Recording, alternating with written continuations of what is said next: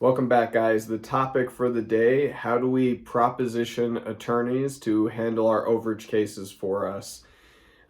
This is a topic that gets brought up a lot. A lot of you have had this question, and I decided to just go ahead and do a video on it to help you guys out. Now, this is going to be a chopped down version. In other words, you're going to get a lot more information about this within the course itself. But for the students who have had some more questions about it, this video is for you. Obviously, in the course, I'm going to let you in on what type of attorney you need to go and talk to about handling these cases. And I'm going to talk more in depth about the petition process, which allows you to show them actual petitions that I've sent in from cases that I've won to show them, this is what we're doing, this is how we do it, right? So that's going to be within the course, but going past that, and obviously those are going to be tools that are really going to help you to figure this stuff out. But going beyond that, I've noticed, and this is something I've talked about before, but it's actually a lot more complicated to find attorneys to handle these cases, multiple times than I would have thought. In the good old days, I used to think that if I had loads of money, I could just pay somebody to do a job for me and I wouldn't have to work that hard. It's not really the case with attorneys, though, as some of you are learning. Attorneys these days, a lot of them, especially if they're more well off or have been in business for a long time, they're not really looking for clients all that often. Clients tend to come to them and then they pick and choose which job they want to do.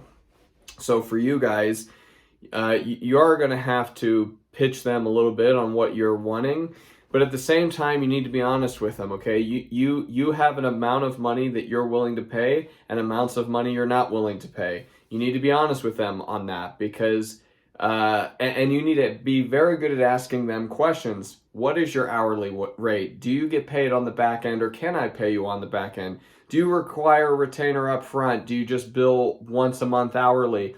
Figure out how their firm bills you. Figure out if that price is worth it to you. Now, again, price-wise, this is something I go over in the course, so we won't get into that here, but at the very least, you know what you're willing to pay and what you're not for an hourly attorney. If these guys are charging $500 to $800 an hour, guess what, guys? You don't want to work with them, okay? This is not a $500 to $800 an hour job. This is much easier, much simpler than that. So it's not worth going to these attorneys who, billionaires are paying to take care of their cases for them. This is not a billionaire case. So it's okay to be cheap on this. Find an attorney who will work cheaply for you to do this. And that's a good point to mention, really, because, guys, this is a matter of simply asking a judge to give you money that already exists. That's all this is. This is about as basic as a court case can get. Even if a judge calls hearings, the hearings are very straightforward, okay? There's not a lot going on there. This isn't a murder trial. This isn't even the court process that leads up to the foreclosure. This isn't even the foreclosure process. The foreclosure's done. It's all over. That hard stuff is done. We are just asking for money now. So you do not need to pay excessive amounts of money for an attorney to get this done for you, though they'll try to overcharge you. Now, but I have noticed that that's actually a way that attorneys will tell me they don't want to do a job for me. It's like a very passive-aggressive thing. So maybe not passive-aggressive, but passive. They don't want to say, we don't want to do this case. So they'll say, yeah, we'll do it. We'll charge you $2,000 a case. Okay, well, obviously, no. You could have just said, we're not interested. But so sometimes they'll do that and just move on. Don't argue with them. Don't send them more emails. Don't keep calling them. Move on. They've given you their answer. It's okay. There's other fish in this gigantic ocean. There's lots of attorneys out there. So just move on. And that is going to happen. You're going to get attorneys that will say, I don't want to do cases like this. Okay, that's cool. Attorneys, especially nowadays, tend to have their specific areas of expertise, even within the different areas themselves, civil, criminal, whatever. So you want to find someone who's interested in doing this with you. And I'll tell you why.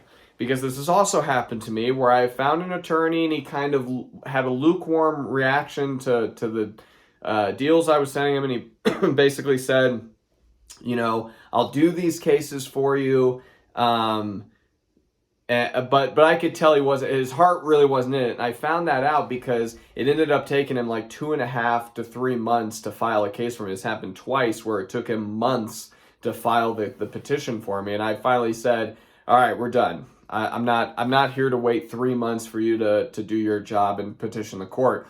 3 months is too long. That's too long for me. It's too long for my clients. I said, we're not doing this. So I moved on. Guys, and that's another thing you need to bring up to your attorney and be honest with them about. Do you think you could get this done? If I were to send you a case at any given time, so let's say next week I send you a case of mine, or the week after, can you get those cases done within a 30-day period? Okay, that's a good round number to work with. So can you get this done in a 30-day period? Ask them that. See what they say. If they say, we're super busy, we're swamped, I might be able to get it done in 2 months. Well, that's up to you. You can go with them or you can choose to find somebody else. Attorneys will tell you. Most of the time they're not going to lie to you. Because again, they have clients already. They've got money already. So they have no reason to lie to you about most of these things. So ask them. My hope is that I only pay X amount per case, and my hope is that you can get these filed once I send them to you within 30 days, and my hope is that we get all these done without going to hearings because we get all the information right the first time. Tell them this. They're going to let you know if they can do that or not. All right? And and learn to take no for an answer, guys. If they don't think they can do it, or if they say, I don't think I'm wanting to do this, move on. It's a waste of time to keep going with them. Move on. It'll happen. Just trust me. There will be people who will jump all over it. Now, on the flip side, I have talked to people. Let me not get carried away. Also, what you want to tell an attorney is what an overage is. Don't be surprised if they don't know what it is, okay? Everyone has specific areas of expertise, even within certain legal aspects. So explain to them.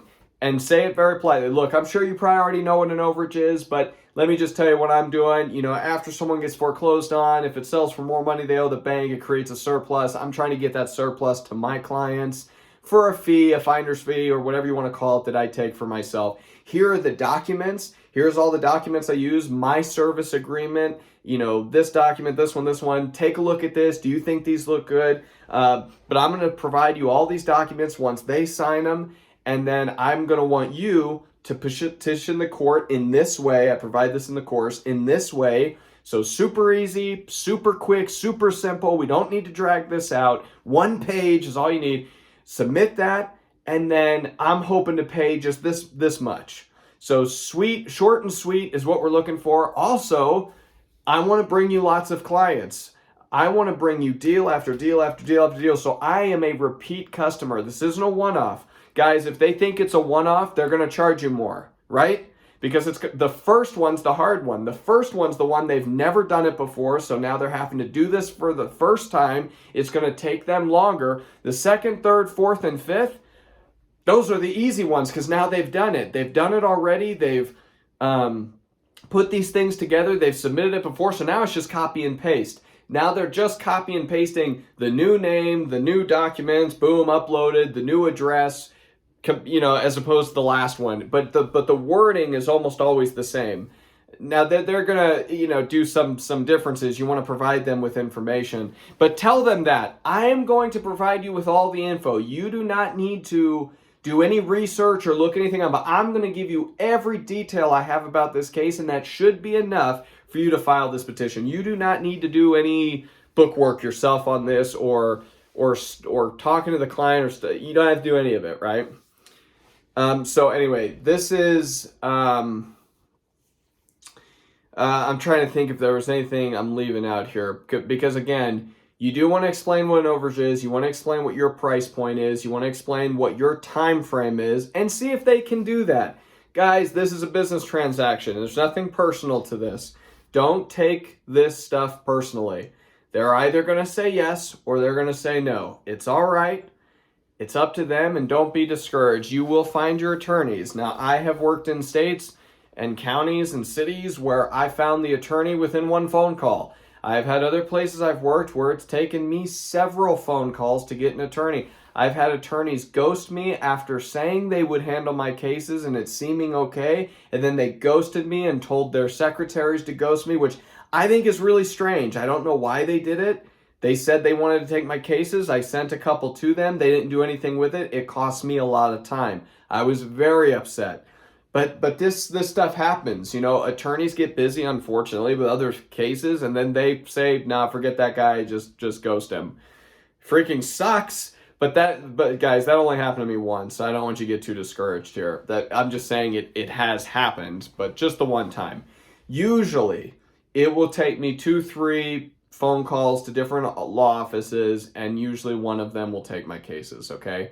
I don't work that hard to get attorneys, but it is more work than one might think. You would think it would be the first attorney you called would take the case. Not always so. All right, I feel like I'm talking in circles now. Guys, if you have any questions about this, comment below.